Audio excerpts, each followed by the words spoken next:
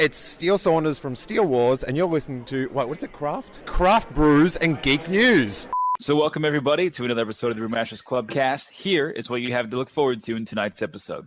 Let's get this party started. She forgot the D. Oh, boy. I have the juiciest IPA around. Just a honey beer alone, I'm like, no, I don't even like bees that much. Like, hashtag cool tool. If they just suit up and go to the space DMV, I'd still watch it. Like, I'd be like, this is great. Like, this is, man, I hope they have time to go to the bank. It's going to sound like an ongoing theme, but one time I got into Train Frontier. Where Jesus. Yeah. Chugga there, boy. You build trains and you ride them and you get to drive them. So you get to go forward or backwards. You could, okay, if you go too far forwards. Did you also play Monorail Tycoon? No. Did you play Luge Star 2017? I see what you're doing right now. How about Shuffleboard Masters 05? I want to see that monorail one made. Donnie, you'd be a terrible train conductor. That's just a fun fact. My annual garage sale, it'll be on St. Patty's Day, bright and early at roughly 11:30. Like on Facebook, it'll just say 11:30 till when my chair breaks with a question mark.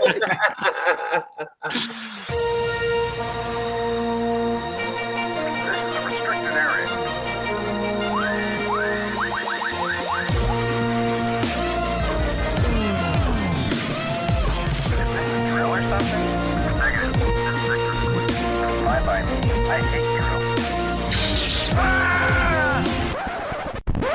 you. You crazy mother. Welcome to the official podcast of the Brewmasters Club, Craft Brews and Geek News. Sit back, pour yourself a pint, and let's get into it. Now here's the founder of the Brewmasters Club and your host, Donnie Gallagher. Welcome. Good evening, Craft Beer. How are you this evening? My name is Donnie. This is Craft Brews and Geek News. We are the official podcast of the Brewmasters Club. We talk about natural stories, local flavors, and our favorite geeky nuggets of pop culture. I am joined this evening by, once again, the Roberts clan. How are you, a guy and girl, Ryan and Ashley? How are you guys doing on this fine evening? Good. Doing fantastic. Yep. That's great, as well as our good friend, Mr. Lausman. How are you, buddy? Howdy doody. Just hanging in there. That's fantastic. So as we start off every episode of the Craft Brews and Geek News podcast here, we always dive right into what are you going to drink? Famous segment, by the way. What are you going to drink? What will you be drinking in the or near future? I don't know. Ryan, you usually do pretty well at this because you've always got one or two in the hopper. Well, in the hopper. I got one given to me today by our good friends at Brew. Christian actually stopped by my work. He picked up a couple of T-shirts and gave me this collab from Cigar City and Tampa Bay Brewing Company. It's their Imperial Pilsner. It's a 16-ounce can. Let me see if I can hold that up there for you guys. The number one, what is that? What is the significance of the number there? There's going to be, it says Hop Silo Series. So there's a series of beer where I guess Cigar City is picking up collaboration ideas with different breweries around the area or whoever they're friends with. I'm not exactly sure of all the ins and outs. It was real quick that I talked to him, but this is like one of 6 in the series, I believe. So I've got this here. Hopefully it doesn't spray all over the place. I kind of rode home with it. Jesus. Ashley's face says it all. Sorry, it doesn't translate well to audio, but it's she's in the splash zone, I feel like. Was nicely. Does it say what the percentage is? It's made with Says hops and Hallertauer and Mittelfrüh. Your grandmother would know how to say that. Holland Oats hops, got it. Yep. Doesn't give me the ABV on the can, so I think these are just real generic, real quick put together cans. But good nose. So it's an Imperial. What is it actually? An Imperial what? Imperial Pilsner. Pilsner. Yes. That's really good. Careful, Joe. It kind of sounds like an oxymoron, don't you think? It's like Imperial Pilsner. Like, don't they have imperial stouts or like They do. put a pill? Ryan, what is the imperial term behind it? Have you gotten into that degree of culture into your brewing knowledge? I think that just means it's higher in ABV. That's delicious. That's what most people associate imperial, like imperial IPA. It's probably 10 or 12%, or Dogfish had 120s in imperial IPA. This is good. It's actually deceptively good. I think you can definitely tell it's boozy. I get a little bit of the Sace hops. I'm used to that because that's what I brew my Belgiums with. Ryan, just while you're enjoying that, the term imperial, you're spot on, man. It was first coined in the 1800s for beer, typically stout that was brewed in England but then shipped to Russia specifically for the imperial court. The hops and malts used during the brewing process are doubled or even tripled, resulting in a beer that packed quite the punch of an alcoholic flavor, ranging from 8 to 12% ABV. Cool. Good call. Okay, so that's Nice. I didn't know that. Little tidbit, little For an alcoholic. I mean, what? well, for the Russian court, whatever they may be. For the Russian court. Yeah, it's very good. It is actually. yummy. It's This is deceptive. one of my favorite beers. Yeah, it's good. This is one of my favorite beers. Fair beers tonight or overall? It's at least top 10, top 15. All right. Nice. It's hard to get the clinking of the glass when you've got an aluminum can. Well, it was of clinking glass. anyway, baby. You made it clink. Ashley, what are you drinking? She's drinking my chocolate stout that she was going to share on the podcast the other day, but I lost 80 minutes of audio at Gus's house. Oh no, this went over really well with the other family, the chinchillas, and then Corey and Kelly. But this is Ryan's My chocolate stout. his chocolate stout, and it's Nice. Yeah, very good. Ron, so that wasn't the peanut butter s'mores stout that got This is the base.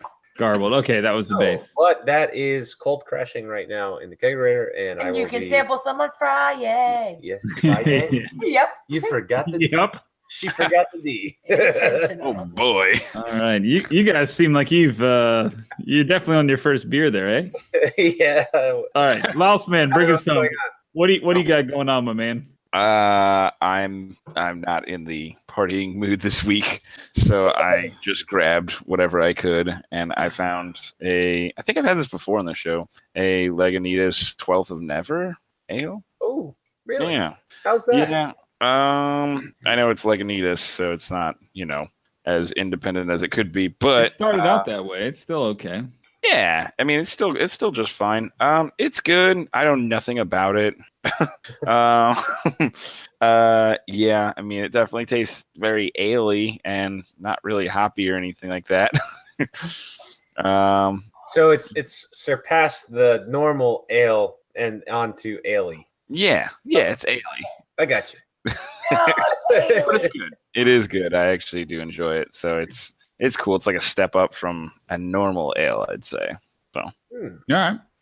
Good, man. All right. Well, I got something kind of weird. I walked to the liquor store the other day, and I don't know about you guys, but the liquor store at my house had these Abita beers. They had 2 different 6-packs that were like under $4 for a 6-pack, which was pretty darn good. So I got 2 of them. I got the Abita Grapefruit Honey, which I thought my wife might like. And then I also picked up, which I don't have any more of, the Abita Mardi Gras. Have you guys seen that one? No. So the Mardi Gras was like 6.5%, which was it was a Bock. It was a Mardi Gras Bock, and it had a good flavor. It had a good body. It wasn't overpowering. It wasn't too strong or too thick or heavy. It was actually a really good beer. The label was very cool too. It was all Mardi Gras themed, which we're in the last few weeks of March here, but it's very cool. This one, the Grapefruit Honey, I thought was going to drink more like a sour, like a shandy. I wasn't sure what it was going to be like, but it's not the brew for me. Really, I didn't love it. It's a lager that's got this honey here. I got on the back here. It says ripe, juicy Louisiana ruby red grapefruits paired with sweetness of locally sourced honey to create a refreshing brew and citrus aroma. Clean malt taste, brew with Pilsner and wheat malts. Bite of grapefruit, balance in sweet honey. I don't feel that way. I felt like it was a little molassesy. It was a little thick. It was a little too sweet. It leaves too much of that flavor that lingers on your tongue. It could be the honey, because I definitely, my wife did not, Jenny did not, but I got the grapefruit. A dry finish? Because I would think it would be a dry finish with the honey being sticky. Sounds kind of icky. No, it's a really sweet finish, and it's a really like mellowing finish, which just for the flavor that it had, it doesn't leave a great taste. It almost tastes like a Flintstones orange vitamin pill, if you guys remember that from like the 90s. I still like them. I like them too, but you don't want to drink them is what I just don't want to do. Only chew 'em. No. Yeah, typically you chew them. Yeah. So it's just not my favorite. And this one only has like 4.5% alcohol. But again, I just wanted to try it just to try it. So I did, and there we go. Anybody else? I mean, Ryan, what are we drinking on Friday? So those of you who don't know, we're going to do a little brew ha-haing on Friday, Rye boy? Yes, we are. So I've got the chocolate stout that I just shared, and then I've got the second rendition of the s'mores beer, as well as the first rendition of the s'mores beer, if it lasts that long. I only have a little bit left. I'll make sure it lasts, Ryan. Just don't drink the damn beer. Okay. Done. So You got some s'mores beer, Donnie. you've got some s'mores beer to try, and then that coupled with, so I have some sad news. I already promised Christian that I would share the Hunapoo at Brew, and he's going to share his bottle of Hunapoo too. So I can't, share that at all. But no. And Donnie, what are you thinking about bringing? I don't know, man. I was going to bring some strawberries, some basil, some black pepper. I was going to bring the ingredients to brew us a beer. So that would be the brewing part. You asked me about the drinking part, but the brewing part, we're going to be. Well, I didn't know what you had laying around underneath the stove. We got vodka. All right. Well, that's we'll be actually brewing Donnie's favorite beer, the Lipstick on a Pig, or at least our rendition of Lipstick on a Pig. So our name is TBD. We have not figured that out. I've got something that works that I'll fill you in on a little bit, but okay. No, that's good. Moving on. So Ryan, Ashley, of course, like we have a billion stories here on the list. We are, first off, guys listening first, thank you for sticking with us. We said this last time we were on, last episode 62. We said that we were on basically Tampa Bay Beer Week, which means there's a lot of Tampa Bay beer events. So I apologize for us not committing to our typical schedule. This happens to us every March. We always get a little bit behind because there's so much going on. Luckily, Ryan and Ashley were there, and they went to, and chime in, Ryan, if I'm wrong, you went to the Florida Brewers Guild Fest. Yep. 2 weekends ago. Last weekend, it was Hunapoo Day. Yes. We had great coverage. We're the best coverage we could from both of those two events. So please, we like to put out content every week. We just want to keep the channel flowing. So they've been doing those two have been doing a great job keeping these things moving along. But in the meantime, we will get back on schedule. This week is technically our off week. So we're going to post this, and then next week we'll post something else. Then we should be back on track by the following weekend or week. So bear with us. In terms of things we have happening in the future, Temple Terrace Craft Beer Fest. Are you guys excited for that? Oh, absolutely. Yes. And I'm pretty sure we're going, right? Yes. Yeah. Good. We'll be I there. look forward to it every year. It's like the beer fest after all the beer fests that we've been to. And that's what I like about it. So I'm like, Me too. It's the next big beer fest for us to go. So I have a special place in my heart for this beer fest, and I probably always will, just because we were there when they started, and we helped them start, and it's our charitable thing that we do. The four of us, the five of us, Dane included, we love to give back when we can, and we support things by paying for Beer Fest and going to these things. But this is a great way just to give back, because we do a little bit extra for these guys. But this is going to be May 19th, 4 to 8 p.m. I'm going to see if we can't get a couple tickets to give away or something on the channel or on the podcast here. I think that'd be a lot of fun. So I'm going to find out if we can. But again, as we always say, there's 100 plus beers from 35, I think 40, we're up to 42 right now, different breweries. This is all under the shady oak trees of historic Woodmart Park in Temple Terrace. It's fantastic. This is going to be the fourth year in a row. It all benefits charity. It's a great event and a great time. We've had zero rain, knock on wood, all 4 years in a row, this being the fourth. So there's food trucks, there's all sorts of stuff. It's family friendly and dog friendly. I am excited. And I'm excited that you guys will be joining us for again, another successful Temple Terrace Craft Beer Fest. So it's a pleasure to be there, and look forward to the event, but also possibly trying to have one of my beers. Definitely. You will definitely have your beer there. Okay. Then the good people out there listening, be sure to come out and try. I'm going to I'll tell you now, probably the jalapeno IPA, or depending on how Donnie's strawberry ale turns out, then maybe we'll have some of that out there to share, at least a bottle or two. So you have to get out there real quick, because there won't be much, I'm sure. Because the rest of them. Yeah, we're gonna have a couple extra surprises out there. So definitely come on out, and we We would love to see it. So make sure you're there. And again, if you want, I think we have a promo code. I think it's Brewmasters Club. If you use it, I will check and make sure that works. But if not, just shoot us an email at info@brewmasters.club. We'll make sure that you do get a discounted ticket. I think tickets are only $35 right now, but they will sell out. Last year we sold out, believe it or not, 1,500 tickets sold. Could not fit any more people in that park. So I would suggest buying them now before you can no longer buy them. There will be day of tickets available if they don't sell out for them. So that's all I have. But Temple Terrace CraftBrewFest.com for more information. Awesome. So as I mentioned, Lausman, I think you popped off for a minute, but as I mentioned before, we're a week or two behind, but we're still catching up on stories. One of the stories that was very interesting happened here in Florida. Terrible accident. A truck carrying beer overturned on the Florida interstate in the panhandle of Florida, spilling cargo on March 7th. Motorists in the Florida panhandle were forced to hit the brakes on Wednesday after a semi-truck carrying beer was involved in an accident and spilled its cargo everywhere. Guys, I don't know if you have the link up from the notes, but did you happen to see what type of beer that truck was carrying? I do believe it was some smash beers. Smash beer. Lausman, you want to take that? Yes, of course, Ryan's referring to smash beers being the beers that we smash in between good tasting beers. Only when forced to. Yeah, those are ones that you drink when you're waiting on something to finish cooking in the oven and you only have time for like a quick beer. That's a smash beer. That's right.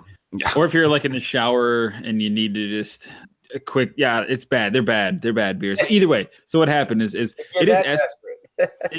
is estimated that 60,000 pounds of beer, Busch Light, spilled out onto the Panhandle Highway in a ditch off Interstate 10 in Holtz, about 40 miles east of Pensacola. So, though it is never fun to be in an accident, it is hilarious that they lost a shitload of Busch Light.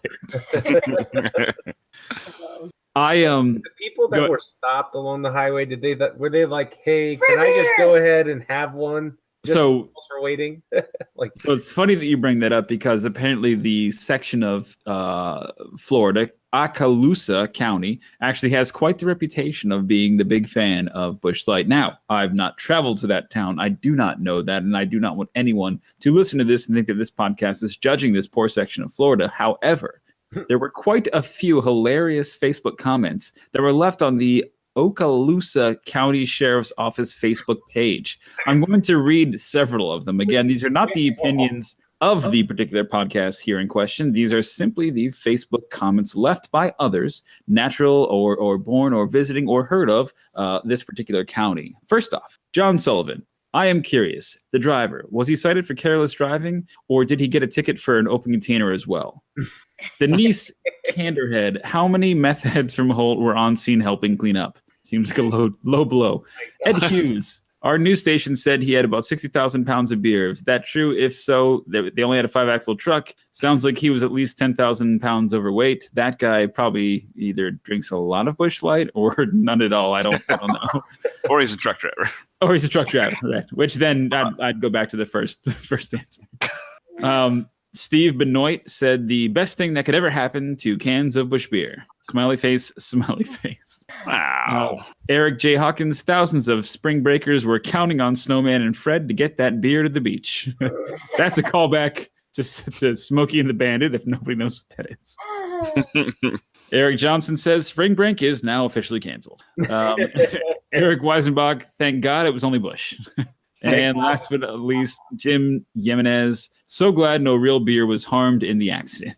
I agree. So, comical at least. No one was injured, so that we can laugh at it from that extent. But yeah, that's shitty. It's just crappy. But at least it was Busch. At least it was. Yeah. I feel like you're about any beer. I was about to say, I feel like you're very sad about that, Lausman. I mean, rest assured, if I would have seen that on the highway, I probably would have pulled over, done a beer angel. It's like a snow angel, but it's the one opportunity I'd have to do a beer angel. It would have been sweet. But yeah, I don't know. Even though it is Busch Light, man, whatever. I'll take some.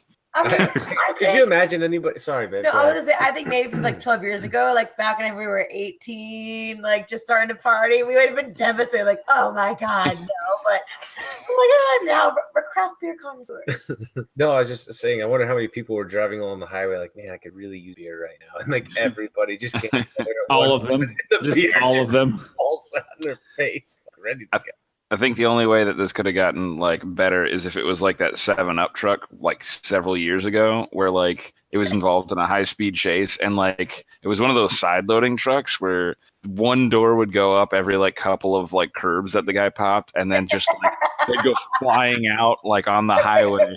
And he kept taking curves, and it was like, and then like another section would open up, and then just more cases would just start flying. Like he left like a trail. It's pretty great. Like, and the best part is that it was caught by one of the cameras in the sky on the helicopter. So it's a fun YouTube video. Definitely recommend that. I've gotta see that one. Like, I can't imagine why they're still following it. Well, maybe because each side of the truck keeps opening up every time you hit a goddamn curve. It's pretty good. Hansel and Gretel just trying to get away from the cops. Yeah. That happened to me. That happened to me in Hogan, man. One time remember last week, like right around we had the 7-day kegger at his house in Orlando. We were just literally like standing outside like midday party, and the Bud Light truck came over and hit a speed bump, and then the back shield just went whoosh. Like 8 cases came tumbling out, and we looked at each other. We were like freshmen, like in college. We were like, "Oh shit!" We just ran and grabbed all the beer we could. It was, we've all been there. So sometimes the beer gods come through. Yeah, well, hopefully those good people of Holt took advantage of that, as we would have if we were all in college as well. So good stuff. Ryan, my man, the next story in the beer news section here, we're going to kind of hit through this pretty quickly because we've got a ton moving on again due to our next segment here. But I just wanted to highlight this. This literally came out today. It's not often that we have an opportunity to break the news that happens like the day of. So the Brewers Association put out the 2018 guidelines for beer. And this year, it is not only the most categories, the most styles that's ever been, but there's some interesting ones in here. So I don't want to go through them all, and I put a lot more guidelines and background in this. But the Brewers Association, first off, good friends of ours. We've been working with them now for over a year, and they've been very supportive of us as we are supporting them. But the Brewers Association started in 1993, including styles of beer according to guidelines outlined just to set for beer competitions, for general classification, for everyday beer drinkers, people like us, people that aren't like us, and you know, everybody that wants to brew or contribute to the beer scene. So it's pretty cool that these guys have been maintaining this living record for so long. But this year, again, they have over 12 categories and over 169 different styles. Did you get a chance, Ryan? And also we'll go to you and Ashley, of course, but did you get a chance to flip through any of these and actually see what these styles are? Because some of them are quite crazy. Well, I did notice that one of the styles, if I remember correctly, was a hazy IPA, if I'm not mistaken. So I think that was enticing for a lot of people. I was doing some reading today, and there was a juicy or a hazy pale ale. Yes, exactly. So I know for a lot of people, especially like the New England style IPAs, that resonated a lot with, because you know those are really up and coming. Even here in Florida, we're starting to get a lot more New England style hazy, juicy, fruity style IPAs. So that was good. But Donnie, what was your take on some of the different styles that they've thrown out there? No. I want to elaborate on this one because I think that we'll get a lot of comments about this if we don't. But I totally agree. So I have pulled up the juicier hazy India Pale Ale, just as you described. It's a straw to deep gold, low to high degree of cloudiness is typical, low to medium malt aroma, low to high very hop aroma, low to medium fruity estery aroma. Body medium to low, and then it may include a small amount of oat, wheat, or other adjuncts to promote haziness. Descriptors as juicy are often described the taste and aroma hop-derived attributes present in these beers. Pretty cool. I think that's a neat classification. I don't know when that one particularly started, as in if it's a new one, an old one, or whatever. But I do think it's a very cool way. I have the juiciest IPA around. Like, well, so we just had one not too long ago, and I almost felt that it was almost like drinking orange juice, like cracking open some orange juice, obviously having it be considered beer, but I don't know if I'm a fan of them just yet. I haven't had enough to know the difference. So Of the 169 on here, dude, there's a ton of them that I do not like. I'm just still getting over that number, 169. That's a lot of variation of beer. And I mean, and I think for one, craft beer lover to even have tried like a handful, like a quarter or half of them, like that's nuts. We should ask. So if Mike is listening, we should ask him. Remember the guy that we met from Florida Craft Beer Day this year? Please write in, tweet us, email us, hashtag us, whatever you want to do. Hashtag Brewmasters Club Cast. We would love to know how many of these styles you've tried. And if you haven't tried them or seen them, just simply pop onto the brewersassociation.org. It's in their resources section, and you can check out the guidelines for 2018. So I think it's absolutely immense. It's a ton of beer. Specialty honey beer is a particular section that's hybrid mixed. So just nuts, man. Louse man, before we move on, did you have any thoughts on this? That list sounds intimidating. Like just a honey beer alone, I'm like, no, I don't even like bees that much. Like, I definitely don't want to get twisted up in any of that nonsense. I mean, bees are cool, don't get me wrong. I just, I don't want to get near any of that. So I'm sure there's a lot of weird stuff, but I'm sure there's a lot of good stuff too that sounds delicious, but I've just never even heard of or thought about before. Right, it's bizarre. I wonder if we should share this link with the good folks out there, because I mean, if anybody out there is a home brewer, it gives you not only the breakdown of the style, but the category or like, so for Scottish style export ale, it says original gravity. It tells you what the apparent extract final gravity Plato level should be, and the alcohol by volume, the bitterness and things like that to fit within that style category. So something like that would be really cool for all the homebrewers out there to know, like, hey, if I'm going to brew something for this, event or something like that, it'd be really neat for them to see where everything needs to be. I got distracted by my wife. She was nudging me. My wife. That's a lot. No, it does do a lot of cool stuff too, Ryan. Like you mentioned, I'm just trying to pick up a good example here, but basically it tells you the original gravity, the final gravity. So like you can kind of gauge when you're brewing, as a home brewer, like you just said, right? Formulate recipes. Exactly. Where your alcohol by volume fits, your bitterness, your IBUs, your color, I mean, all that stuff. So that it is it's a very cool tool for a very dialed in home brewer. I think that, are you to this level where you can see these numbers and understand this, or is it even beyond your, current level? That's all. Well, Plato levels are different from what I look at. I'm looking for just my basic gravity. Plato's a whole nother number set. I haven't really got into measuring my bitterness, although I can tell you my one jalapeno IPA has like 8 ounces of hops in it. So pretty bitter depending on when I add the hops. But the other stuff in here I've not really gotten to, so it'd be nice to learn how to do that. Yeah, well, like you said, it gives young homebrewers a benchmark, to try and get to. So yeah. Hashtag cool tool. All right. Before, there's smoke beer, there's everything in there. Before we move out of the beer section into our geek news section, do you have anything else, Lousman, Ashley, any of you guys have anything else to add to this particular segment? No, I'm just looking forward to brewing more beer. So I'm excited for your brew on Friday, and I'm excited for the brew that I want to brew. So what is the beer that you want to brew, Ashley? Very similar to what yours is, but I want it to be a strawberry, Thai basil, and jalapeno. But I also really want to perfect a good smoked beer, like a good smoked lager, not a heavy, like a stout or a porter. I don't know if I'm not equipped to do a lager. I was about to say, Ryan, have you done any lagers? You probably have not. No, and most craft beer breweries don't unless they're equipped to do it. They just like take too long, and you have to have certain temperature settings. I mean, they could take 4 to 6. It's not a Pilsner? No, lager. Let's do a Pilsner. Pilsners are a little easier. I want to do a smoked Pils. I think that sounds delicious. A smoked Pils? So like a smoked Miller Lite? Or better. Better, Ryan. It's always got to be better. Yeah, I totally agree. All right. I'm ready to brew and move on. All right. Okay. Well, let's table that for now. But yeah, that's definitely good goals, good aspirations. So We are moving into our next segment, which happens to be our Geek News section, is what I'm saying. This is the Geek News section now. We had a couple articles in here. I tried to organize these best I could. Again, what we're dealing with essentially is a week and a half's worth of news that we've tried to cram into this week. So some of these things, of course, the diehard fans are going to be out there and understand. But again, what I did was we have some Star Wars news, some video game news, some Nintendo news because we missed a Direct and a Nindies. Have you guys ever heard of the Nindies? Nope.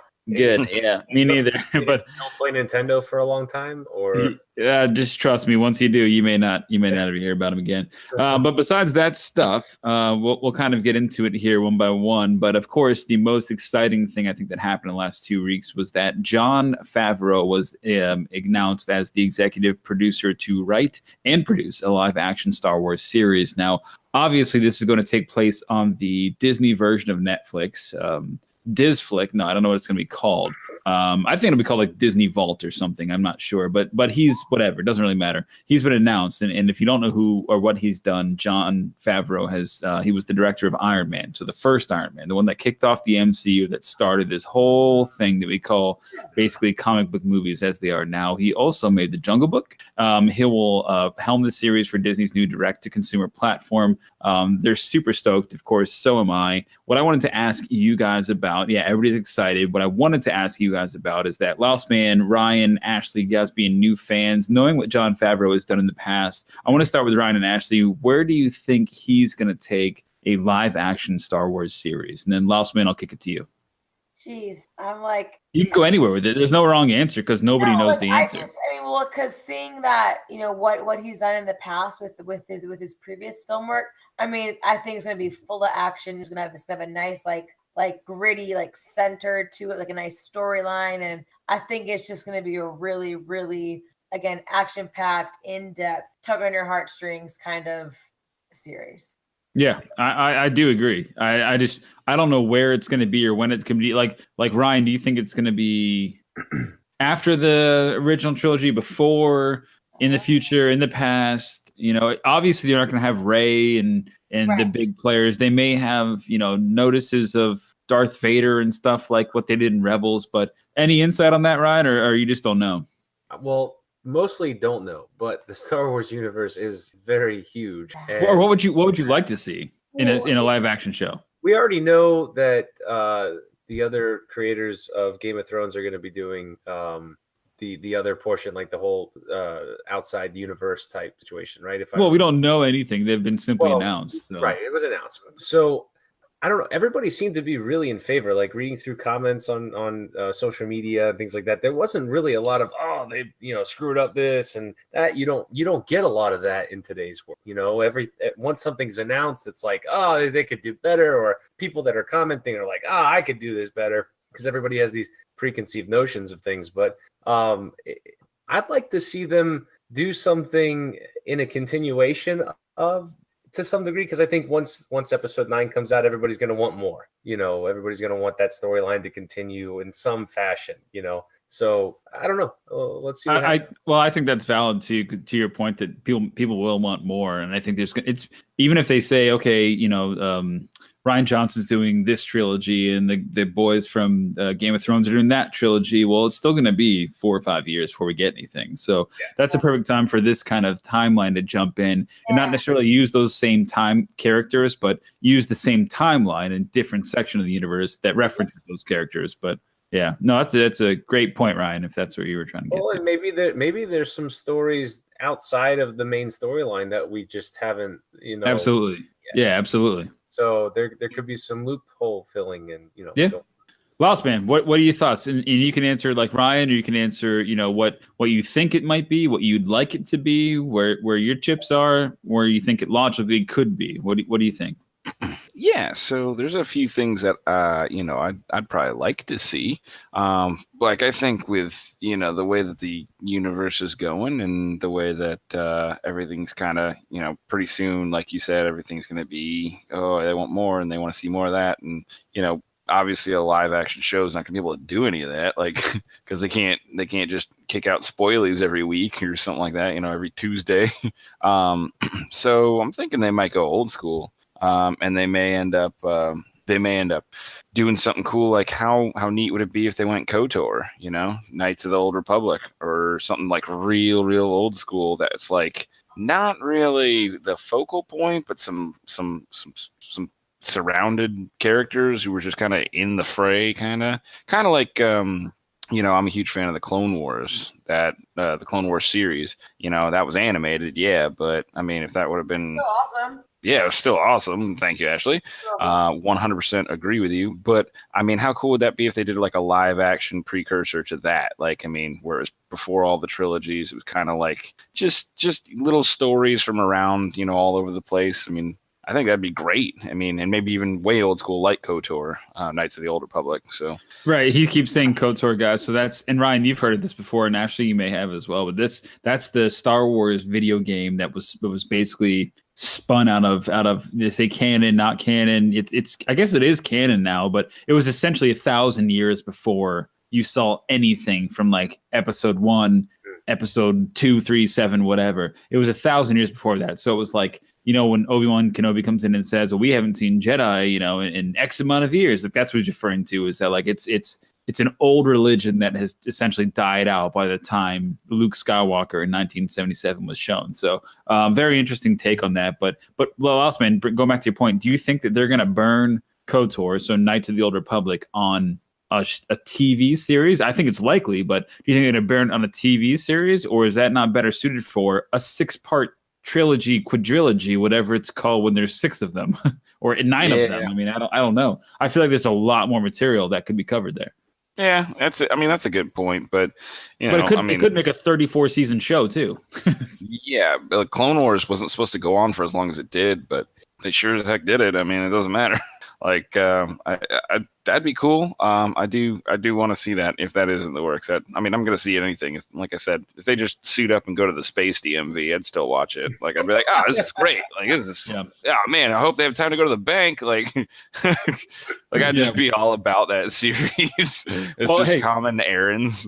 So we'll speaking of the bank. So my insight on that is, I think KOTOR is an option. Again, my dilemma for me thinking that is that I don't know if they're going to execute on that property, that much material, you know, at that level, when they could easily make that a 9-part, you know, movie franchise. So whatever. I think that's one thing, but it would be a huge risk for them to, all these standalone movies for the next 5 years would have to go perfectly for them to do that, because I think they've got to have enough confidence that they can produce these. But the alternative to that is, what about a gangster series? They had this game that was called 1313, I think, and it was about like the prison that they sent maybe Boba Fett to or whatever, and it was an underground prison that was 13,000 or 1,300 floors below. What if it was the underground that we saw a little bit of in like Rogue One, where the good guy killed a dude in the middle of the streets, right, trying to get some information? So what if it's about the gangsters, like the Jabba the Hutts, and how they run the streets and how they run their gangster entity? Because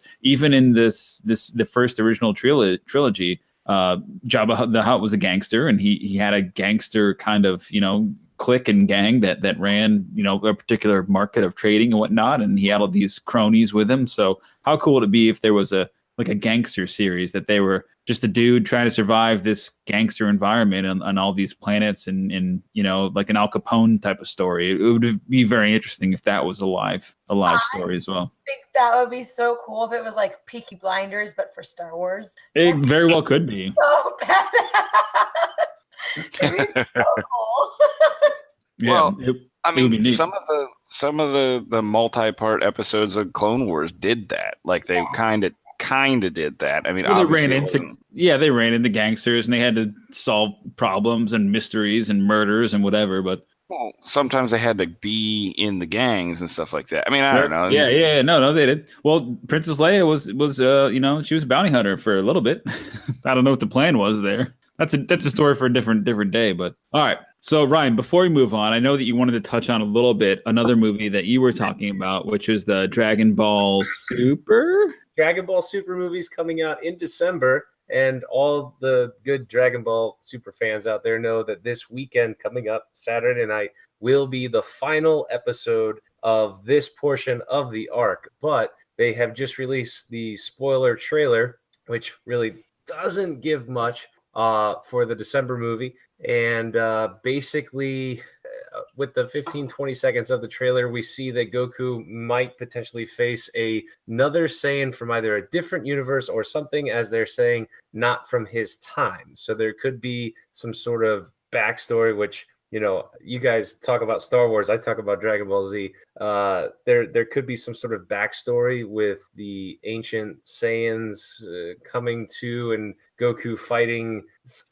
There's really not a lot of answers at this point, more questions than answers, but it's blowing everybody away, with exception to you know, not having any episodes after this Saturday. So I thought you were going to say Goku. I thought you were going to be like, it's blowing everyone away except for Goku, obviously. Yeah, Goku.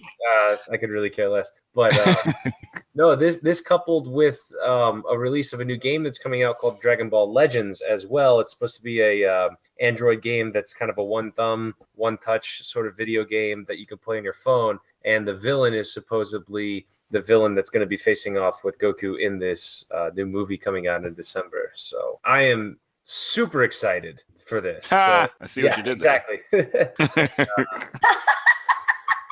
Oh my gosh. Delayed laughter there.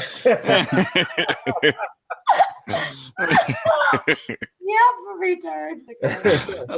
But yeah, I know that was pretty quick, but there's really not a lot of answers to go over with this trailer that's been out there. While you were just talking, I watched the trailer. It was like you said, about 20 seconds long, and there was some green dude. He stepped on the ground and broke it, and then Goku he gave Knuckles to some other dude, and that's all you saw. Pretty much, they kind of cut it off. But that other guy is supposedly the Saiyan that's not from Goku's time. And Goku loves a good fight. He loves a good fight with strong fighters and that push his limits. So I can only imagine how much action they can pack into an hour and 15, hour and 30 minutes. Well, I mean, you know how much action they can pack into like a whole crap ton of 30-minute shows. That's true. So I mean, that's true. I mean, the entire Tournament of Power has dragged taken on and on with amazing 30. Action. Let's see, for 97 to 33 months. So, you know, almost 34 episodes for the Tournament of Power that I myself and Ashley have been watching consistently every single weekend. He came home from St. Patrick's Day on Saturday. So 6 o'clock Sunday morning. 6 o'clock Sunday morning. It wakes me up. I hear his Uber pull up. And then I hear him rustle around, open a beer, and then he's on the couch. And this is 6 o'clock in the morning. Just for this show. And then plays the damn show. Just for this show. Dragon Ball Super on the phone. And I'm just like, I texted him, turn that down. It made me cry. The episode made me cry. I was so happy, but then I was so sad at the same time because slightly drunk because it was also St. Patrick's Day. Yeah. Well, I had worked an 18-hour shift at a local Irish pub, but I came home and wasn't that hammered. I was like, but it just makes me happy. It's kind of like when you saw Luke, come back in episode 8. You're just happy to see him. He's like there. Luke. To Star Wars fans is like Goku to Dragon Ball Z Super whatever fans. It's just. So does that mean he can die 18 times and come back 19 more? Well, with wishes and Namekian and Dragon Balls, you can be wished back as many times as you need to. We just need to get some Jedi balls and he'll be cool. I grew up with Dragon Ball like people grew up with Star Wars, and we grew up with both. Me and Loss used to watch Dragon Ball all the time. That's true. I know, but I pay Vegeta just because it's like Vagina. No, Vegeta. Vegeta. Well, see, Vegeta is Dane's favorite character, and Goku is mine. But yeah, Donnie, to answer your question, you had sent me a text. Are we going to go to this? Yeah, I'm going to brew a blonde ale or super blonde ale for this. Maybe an imperial blonde ale for this. Was he going to go blonde? You think? No, he's beyond blonde. He's like red. In the trailer, he was black. Hey now. Well, black hair. It's all black hair. That's just his basic form. He's at Ultra Instinct right now. He's got gray hair through Ultra Instinct. Like there's a whole nother level. Oh my God! Yeah. All right. We need. All done. Move on. We got to move on. Hey, you guys got your 5 minutes of Star Wars. At least let me get my 30 Final question. What do you call a super fan of Dragon Ball Super? Like, what are you guys called? We're super. I'm just saying. No, you guys just call Super Ball fans. No, like, are you guys Dragon Ball Z super fans? Is that what you are? All right. Super fans. continued. Is there like a semicolon, like Dragon Ball Z Super semicolon super fan? Probably more of a Easy, question mark at that super point. Okay, all right. Just curious. That was all. I That was my like- only question. On the notes. But anyway, go check it out and or go check the new trailer out and share your ideas with us about what you think might happen. We're So, ready. All right, no problem. No, we're good. We're good. We're moving right along. That was good, Ryan. I just wanted to touch on these, and of course, Dane's not here, so he can't. He's my Switch buddy because, of course, he's the only one that has a Switch that would get these. But there was two. You what? I have a light switch. Take two. There was two different Nintendo announcements that came out in the last week and a half. One of them was a Nintendo Direct, which was a lot of fun, and then the next one was the one that I teased. Hot tease coming on was the Nindies, which is basically all the Nintendo indies that are coming to Switch. Which, if you're a Switch owner or any of us that have been talking about the Switch since almost a year today, it's came out. 90% of the stupid games that are coming out for Switch are indies. None of them have been very fun. So I don't know why this was such an announcement, but we'll get into that in a second. Lossman, I wanted to bring a couple up on these first ones, the Nintendo Direct that were announced, because first off, they announced a Super Smash Brothers, so that's badass.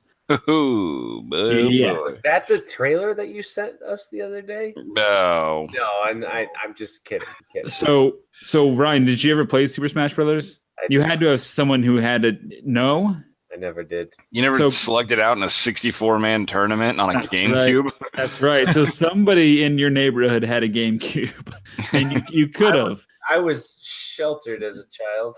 Well, I remember sinking in many hundreds probably hours into the Super Smash Brothers because for some reason I'm like, you would love it, Ryan, because unlike every other fighting game, you simply used Nintendo characters, right? And they would just fight each other. It was Link against Pikachu. It was Mario against Yoshi. Mewtwo. Yeah, Yoshi. It was crazy. And they had it for GameCube. They had it for 64, didn't they? But they did have it. I think that they did have it for Nintendo 64. I think it might have been Melee, and then they had Brawl for GameCube, and then they brought out, I think, another one for the Wii. Maybe I have that wrong, but anyways, they're bringing one out for the Switch, and it's going to be badass. And they announced it in 2018, which is great because that's this year. So I'm very excited about that. Last year we got Zelda, Breath of the Wild, we got Mario, and we got Mario Kart. So those are three great games. So I'm really excited for this, not to mention the fact that we get Mario Tennis again last minute in this Nintendo Direct.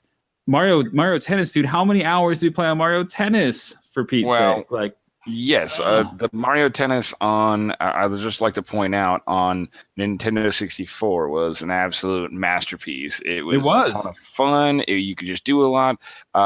They lost me shortly after that. The Wii was just inappropriate.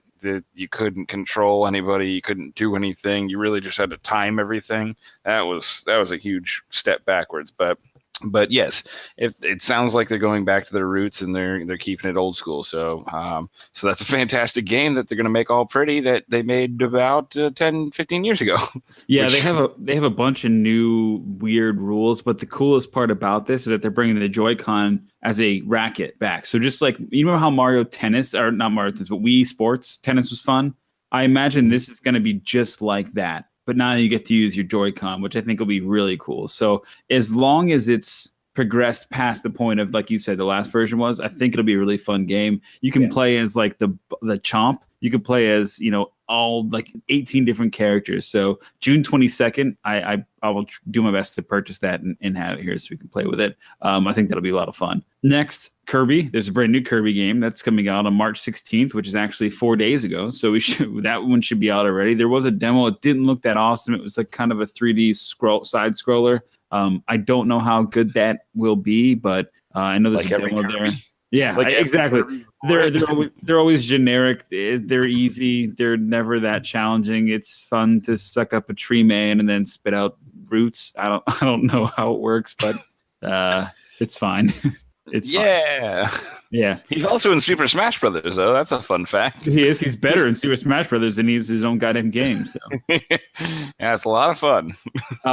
3 more, basically, then we'll be done with this section here. The Octopath Traveler. I've talked about this before, and there's several more that came out, but these are just some of the highlights that I like. I played the demo of Octopath Traveler, and I really liked it. It was a 8-bit side scroller that had 3D graphics, and it was turn-based combat. But for the demo that I played, I really enjoyed it. They introduced 2 new characters, and I will not buy it, but it was fun to play. So if you like those side scrollers with the turn-based combat, try it out. It has a really unique touch on it, and I really enjoyed it. It's by Square Enix, so you know it's a solid product. Ryan, have you ever played Crash Bandicoot? No. Really? That was on PS1. I mean, I didn't have a PS1, and everybody that I knew had one. Went straight to 2 and played Tony Hawk Pro Skater for about. Okay, I remember that too. It was on there too, though. Yeah, because there was a trilogy, but the original Crash was probably my favorite Crash, and I really did enjoy that game. I never owned it because I never had a PS1, but man, was it a fun game. And so there's 3 of them now coming to the Switch. Lausman, from a marketing cash grab standpoint, you think this is cool? You think this is kind of weird? What do you think about that? Because you and I never had the PS1 and never had Crash Bandicoot. Well, coming from somebody who only within the past year purchased a reboot of DuckTales, I am a sucker for this type of advertising, so I can almost assure you that I'd be interested in it. But is it perhaps going to be amazing? I mean, I don't know. Are they going to go to some sort of Banjo-Kazooie type outlook where it's like a 3D game and you can go anywhere? Or it's a side scroller. No, it's the first 3 games. Oh, it's the exact same games. They're just remastered for Switch. And so you can take them on the go, which I think is very cool. And they'll be remastered, so the graphics will be a lot better, but it's still just the same games. 1 was awesome. 2 was kind of weird. And 3 was like space portal jumpy, I believe. And it just got odd. So yeah, I don't know. Yeah, I don't think. I mean, that's going to be a novelty at best. Yeah. It's not going to bring in any solid numbers. I would pick up 1 if they had it for $10 on the eShop, like just to have a download and just, I'm just going to pop into this, play a couple quick levels and jump out. That's all I would do it for. But I don't know. The last one on this list for the direct, that was, again, like last week. Did you guys, anybody ever play Dark Souls? I never played it, but I looked around at it and I think I may have a copy of it, but I don't even think I ever played it. So again, Nintendo is making this huge push to put old games, remaster them, and throw them on the Switch. And so this is Dark Souls Remastered, which I don't even remember when this game came out, but in May, the game will come out for Switch, and they're going to offer a amiibo. So now you can buy a little toy that'll make your character do a crazy move. But I saw a couple of screenshots, a couple videos of this, and I just really wasn't into it. It was very dark, and the turn-based and full of souls. The combat just seemed a little rough, so I didn't love it. But people say good things about it. I just think it's too old that it may not hang out, and may not hold up anymore. So yeah, that's pretty much the way that DuckTales Remastered was. I was like, what the hell? What the hell was DuckTales Remastered? What did you do in DuckTales? Look, man, you go see your Uncle Scrooge. I mean, I don't know what you want from me. You go see Uncle Scrooge. He's always hanging out in that coin room. I mean, you go on little adventures, but you don't get to fly or anything. I don't know. It was probably a poor decision to buy that, but I've done that a couple times, so that was more of a nostalgia purchase, wasn't it? Yeah, I mean that went over about as good as about 5 beers and buying Farming Simulator. I was like, hey, so I'm waiting now, huh? I'm just waiting. I'm like, everything's been planted. This crop's gonna be sweet.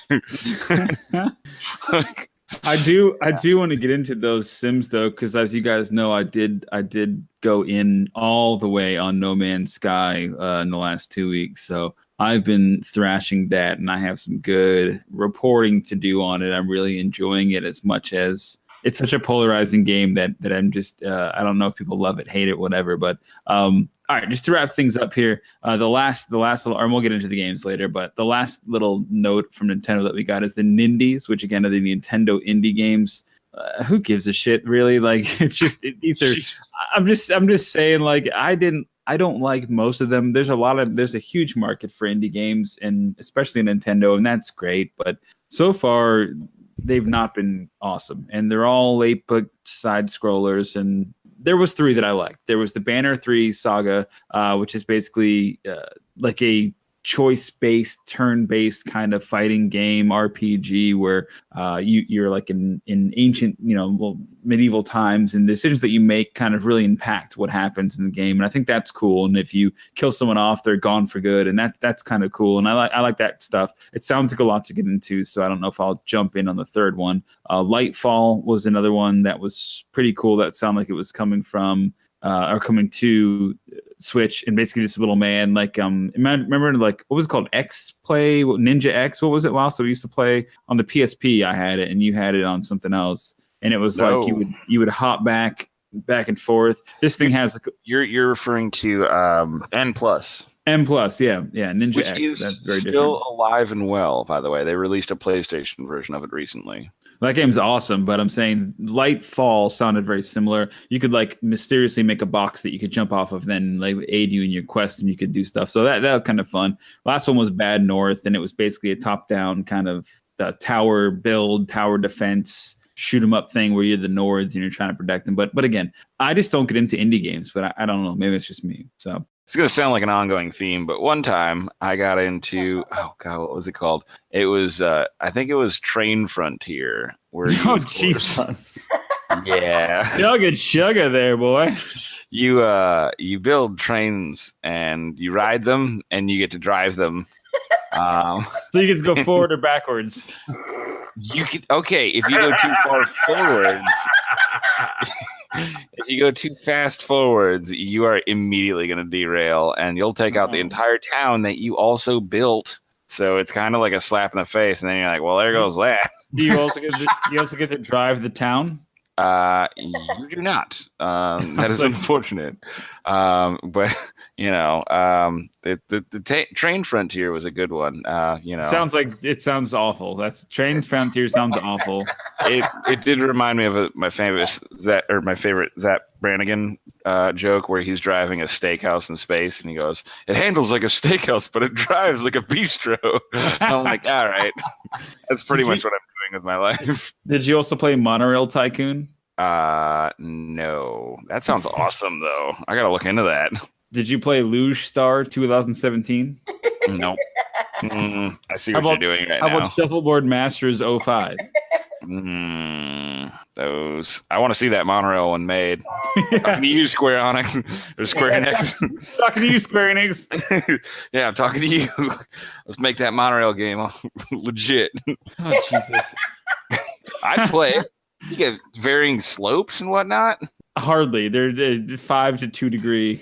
No, they can go up some gradients. We're talking 15, 20 degrees. Come on now. I'd like to gradient this conversation down to a 0 degree. Ryan, Ashley, do you guys have anything else as to what's going on in the world of beer, your lives, geek news, or anything else you'd like to share this evening? We will touch base again with everyone in 2 weeks, if not before then. Of course, we try to put out the regular weekly content, which we will continue doing. However, if there's anything else you want to leave the good people with, and now is the time, my friends. We got a new couch, and we also we bought Blue a new dog bed, and he's loving it. And that is all I had to say. Why is Ryan sleeping in the dog bed? Is my question. For all the new listeners out there, Blue is their dog, and their couch is irrelevant. Thank you, Ashley. You're welcome. Ryan, anything for the podcast listener? I think the most pertinent information was just shared. I agree. And now I have to leave it in. And we're brewing a beer on Friday, so that's true. We're gonna brew the greatest beer ever brewed by mankind that we drank once in Lakeland, and I'm gonna try to emulate on Friday. But that's what we're doing. Yes. Yeah. Lost Man. Anything else from you, my good sir? Glad to hear about that dog bed. I was really getting worried for Blue. I was a bit concerned for a hot minute there. Other things, Donnie, you'd be a terrible train conductor. That's just a fun fact. Right. They go forward, they go backwards. I know what trains freaking do. It ain't rocket surgery, Laos. You don't have the finesse for it, man. Clearly you don't. You go backwards and forwards. Stay out of the train game, and might as well stay out of the farming game too. One last thing. My St. Patrick's Day wasn't too much better than that gentleman's because I decided to have it was on a Saturday this year, as we all know, and I decided to have a yard sale. And my house is located. My house is located on a 4-way intersection. There's a stop sign, so 4-way stop, and my chair broke while I was sitting in it. My chair, which was a chair from my dining room table set, decided to implode when there was 4 cars at the intersection. To which I spiraled backwards in my own yard sale on St. Patrick's Day. Oh no, Nick. I had just finished a green beer by myself. It was a 1-man garage sale, believe it or not. And when I got up and found my chair in tatters, I went over to the sign and wrote, instead of garage sale, I flipped it over and wrote free. Sidearmed my chair pieces into a trash can, all of them at the same trash can, and then went inside, and 20 minutes later, everything was gone. So, Did you make any money? No, I sold everything for free because I was angry at a chair on St. Patrick's Day. So you lost, you gained no money and you lost 1 chair. I got rid of some clutter, if I'm honest. You're really bad. Always a positive, Nick. There's always a positive. You're real bad at garage sales, Lossman. It was more of a giveaway. It was a sweepstakes, if you will. The Lost Man giveaway on St. Patty's Day. Yeah, it's the St. Patty's Day giveaway by Lost Man Enterprises. All right, and that brings us to the end of our episode 63 podcast, Craft Brews Geek News. We love you guys. Thank you all for listening. Please use the Amazon affiliate link below to support the show without costing you any money at all. The wizards at Amazon simply give us a big fat check. Well, very, very tiny check. Depending on what you buy, if you use that link, about 4% comes to us. We appreciate you. So please use that. Everybody, where can the good kids find you, Ryan and Ashley? I have your tags here included in the description, but please give the kids at home a way to find you if they want to talk to you or communicate. Yes, fellow listeners, you can find me, Ashley, at Ashley Margit, ASHLEY MARGIT on the Instagram. Ryan, where can they find you, darling? Yes, also on Instagram and Twitter, Broodboy813. Last man, where can they find you besides on the corner of a 4-way stop with a broken chair? I was gonna say I can be found at Mr. Lousman on Twitter. However, I can also be found at Louse's annual St. Patty's Day garage. Big blowout. My annual garage sale. It'll be on St. Patty's Day, bright and early at roughly 11:30. Can we start that as a thing next year? Yes, it's 11:30. It's 11:30 to 11:35. That's how long the show will last. Then it's just a free, just a grab. It just says, the sign would just say, like on Facebook, it'll just say 11:30 till when my chair breaks with a question mark. Oh, yep, that's where I can be found. And of course, you can find me, Donnie, at Brewmasters Club on Instagram, Facebook, YouTube, Twitter, wherever. We also can be found at craftbrewsandgeeknews.com, brewmasters.club. Please do check us out, and don't forget to check out the show or contact the show by using the hashtag Brewmasters Club Cast, or you can simply email us at info@brewmasters.club. We love you guys. We love to hear from you guys. And as we say at the end of every episode, Ashley, Broody brew, it's time to go to sleep. Very good. Good night, everybody. Good night. Good night. Night. You've been listening to the official podcast of the Brewmasters Club, Craft Brews and Geek News. Grab a beer with the guys and be sure to subscribe to catch additional content. Add this podcast to your favorite RSS feed or iTunes. Chat with the guys on Twitter at Brewmasters Club and Facebook and online at www.brewmasters.club. Cheers!